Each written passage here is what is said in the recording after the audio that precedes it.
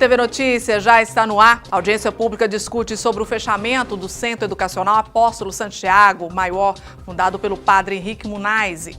E mais, 200 estabelecimentos são vistoriados durante a Operação Alerta Vermelho do Corpo de Bombeiros, em Montes Claros e em várias cidades de Minas. E você vai ver também, Cruzeiro perde para o Ceará e decepciona o torcedor no Mineirão. E ainda, candidatos na corrida presidencial com agenda lotada. E nessa edição a gente conta um pouco mais o legado de fé e de caridade que padre Henrique Muniz deixou para Montes Claros. O VTV Notícias já começou.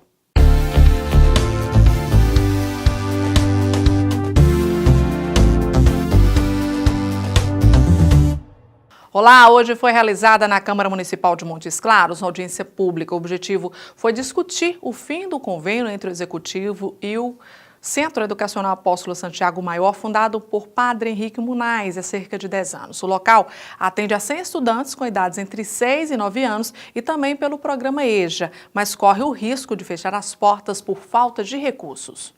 Hoje, as portas do Centro Educacional Apóstolo Santiago o Maior, no bairro Monte Carmelo, estavam fechadas. O motivo é a audiência pública realizada na Câmara Municipal para analisar o encerramento do convênio entre o município e a escola para a manutenção do calendário de 2019. A proponente da audiência foi a vereadora Neia do Criança Feliz. Ela explica que a verba que mantinha a fundação foi considerada irregular pelo Departamento Financeiro da Prefeitura. O objetivo da audiência foi propor uma discussão para discutirmos o assunto da renovação do convênio da escola conhecida como Escola do Padre Henrique, no bairro Carmelo, que é o Centro Educacional Apóstolo Santiago Maior, que trabalha diretamente com o ensino de educação fundamental. É uma escola que já existe há 7 anos, foi fundada em 2011.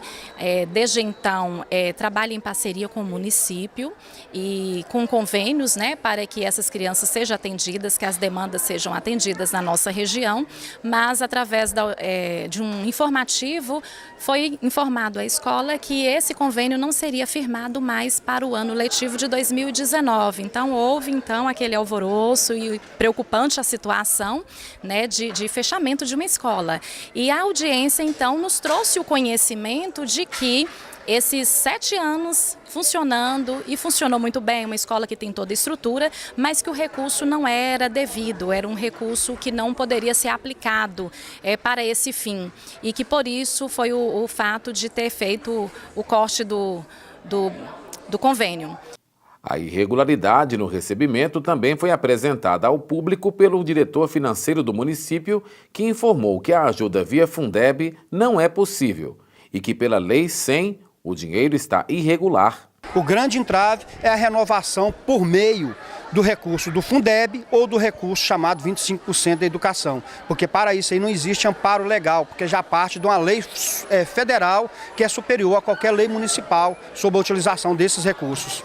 Segundo um dos diretores da escola, se houver encerramento do convênio, cerca de 100 crianças vão ficar sem poder estudar no próximo ano. A comunidade ia ser prejudicada, A entidade, Padre Henrique criou essa entidade lá no bairro Carmelo devido à demanda da região que não tinha escola lá para atender essas crianças.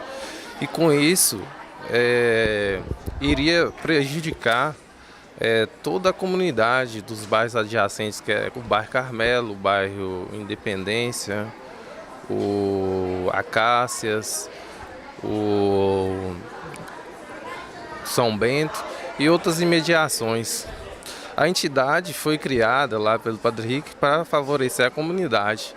E isso ia prejudicar nem só a entidade não, mas em si estendendo a comunidade, A vereadora Neia do Criança Feliz explicou em seu pronunciamento que, se não houver acerto no convênio, ela vai utilizar a verba impositiva dos parlamentares para assegurar que os alunos não fiquem sem vagas para o próximo ano. Mas nós apresentamos, então, uma alternativa para continuar a escola, não fechar a escola e as nossas crianças serem beneficiadas através da nossa emenda impositiva.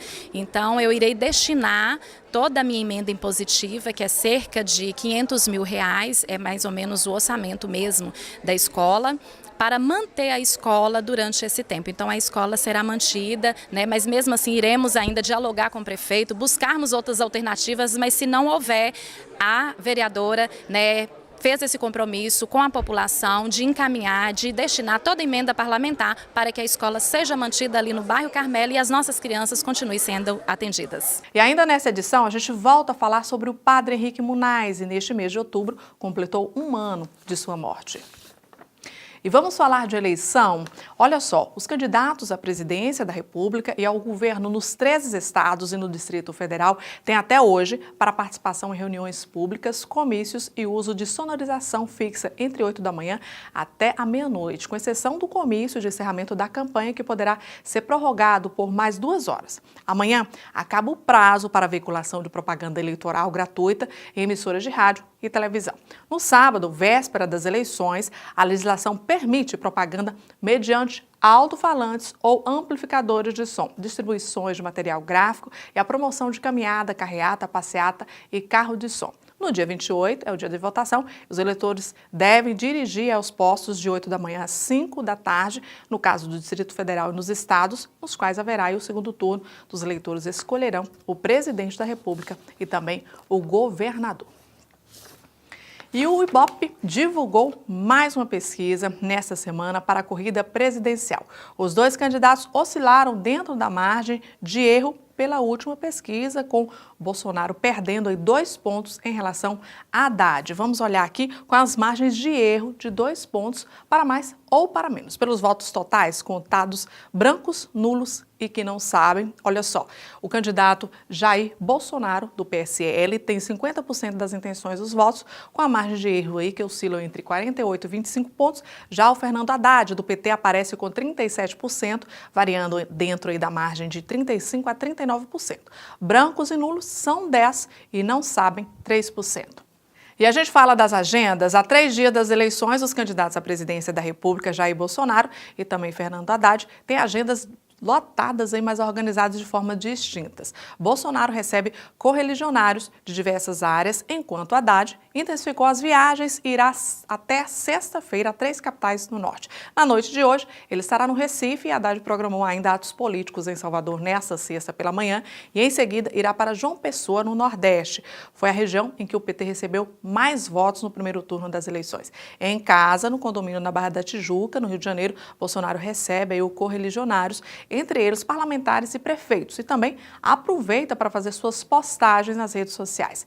Nas conversas com os colaboradores nas redes sociais, o candidato do PSL, aos poucos, indica como pretende organizar seu governo se eleito, e nesta quarta-feira, integrantes da bancada ruralista afirmaram que Bolsonaro não pretende seguir adiante com o projeto de unir pastas da agricultura e do meio ambiente. E a gente muda de assunto agora para falar de fiscalização. O Corpo de Bombeiros realizou hoje em todo o estado uma nova etapa da Operação Alerta Vermelho. Farmácias, padarias, churrascarias e pizzarias foram vistoriadas, além de Montes Claros. As cidades de Janaúba, Januária, Salinas, Diamantina, Pirapora e Curvelo também realizaram estas atividades. De acordo com o Corpo de Bombeiros, a operação tem um caráter educativo, com o objetivo de orientar e esclarecer sobre as medidas de segurança a serem adotadas para evitar incêndio e sobre os procedimentos para obtenção do ato de vistoria do Corpo de Bombeiros, o AVCB.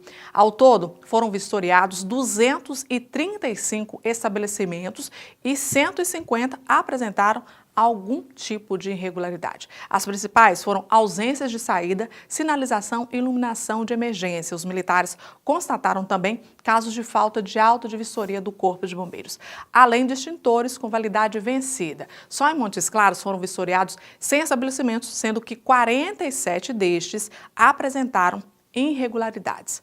E em Januária, no norte de Minas, a Agência Nacional de Transporte Terrestre teve uma surpresa não muito agradável no setor de turismo na cidade. Várias agências já estavam de portas fechadas na manhã desta quinta-feira. De acordo com os fiscais, as empresas ficaram sabendo da interdição e retiraram as fachadas e fecharam os estabelecimentos para burlar a fiscalização. Mas, segundo os fiscais, as investigações vão continuar. Só em Montes Claros, 3 empresas no ramo foram fechadas pela ANTT. TT. E depois do intervalo, a adolescente é presa com mais de 60 pacotes de maconha em Montes Claros.